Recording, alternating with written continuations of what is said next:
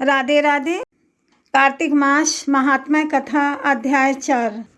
नारद जी ने कहा, ऐसा कहकर भगवान विष्णु मछली का रूप धारण करके आकाश से जल में गिरे। उस समय विंध्याचल पर्वत पर तप कर रहे महर्षि कश्यप अपनी अंजलि में जल लेकर खड़े थे। भगवान उनकी अंजलि में जा गिरे। महर्षि कश्यप ने दया करके उसे अपने कमंडल में रख लिया। मछली के थोड़ा बड़ा होने पर महर्षि कश्यप ने उसे कुएं में डाल दिया। जब वह मछली कुएं में भी ना समा सकी तो उन्होंने उसे तालाब में डाल दिया। जब वह तालाब में भी ना आ सकी तो उन्होंने उसे समुद्र में डाल दिया। वह मछली वहाँ भी बढ़ने लगी। फिर मत्स्य रूपी भगवान विष्णु ने इस शंखासुर का वध किया और शंखासुर को हाथ में लेकर बद्री वन में आ गए। वहाँ उन्होंने संपूर्ण ऋषियों को बुलाकर इस प्रकार आदेश दिया, मनुष्यों, तुम जल के भीतर बिखरे हुए वेद मंत्रों की खोज करो और जितनी जल्दी हो सके उन्हें सागर के जल से बाहर निकाल लाओ। तब तक मैं देवताओं के साथ प्रयाग में ठहरता हूँ। तब उन तपोबल संपन्न महर्षियों ने यज्ञ और बीजों सहित संपूर्ण वेद मंत्रों का उद्धार किया।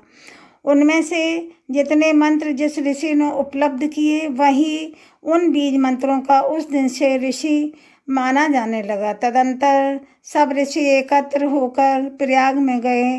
वहाँ उन्होंने ब्रह्मा जी सहित भगवान विष्णु को उपलब्ध हुए सभी वेद मंत्र समर्पित कर दिए। सब वेदों को पाकर ब्रह्मा जी बहुत प्रसन्न हुए। उन्होंने देवताओं और ऋषियों के साथ प्रयाग में अश्वमेध यज्ञ किया।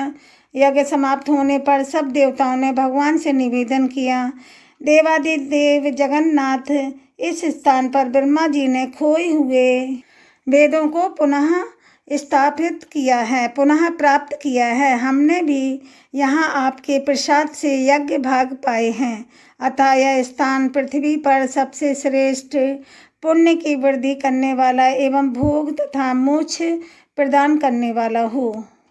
साथ ही यह समय भी महापुण्यमय और ब्रह्मघाती आदि महापापियों की भी शुद्धि करने वाला हो तथा तय स्थान यहाँ दिए हुए दान को अक्षय बना देने वाला भी हो, यह वर दीजिए। भगवान विष्णु बोले, देवताओं, तुमने जो कुछ कहा है वह मुझे स्वीकार है।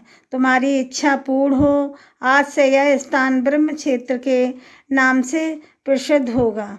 सूर्यवंश में उत्पन्न राजा भगीरथ यहाँ गंगा को ले आएंगे और वह यहाँ सूर्य कन्या यमुना से मिलेंगी। ब्रह्मा जी और तुम सब देवता मेरे साथ यहाँ निवास करो। आज से यह तीर्थ राज के नाम से विख्यात होगा। तीर्थ राज के दर्शन से तत्काल सब पाप नष्ट हो जाएंगे।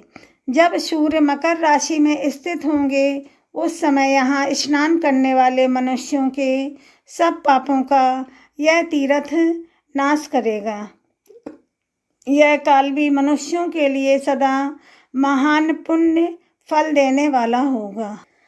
माघ में सूर्य के मकर राशि में स्थित होने पर यहाँ स्नान करने से सालों के आदि फल प्राप्त होंगे। देवादिदेव भगवान विष्णु देवताओं से ऐसा कहकर ब्रह्मा जी के साथ वहीं अंतर ध्यान हो गए। तत्पश्चात इंद्रादि देवता भी अपने अंश से प्रयाग में रहते हुए वहाँ से अंतर ध्यान हो गए। जो मनुष्य कार्तिक में तुलसी जी की जड़ के समीप श्री हरि का पूजन करता है वह इस लोक में संपूर्ण भोगों को भोग करके अंत में वैकुंठ धाम को जाता है। बोलो विष्णु भगवान और माता लक्ष्मी मैया की जय।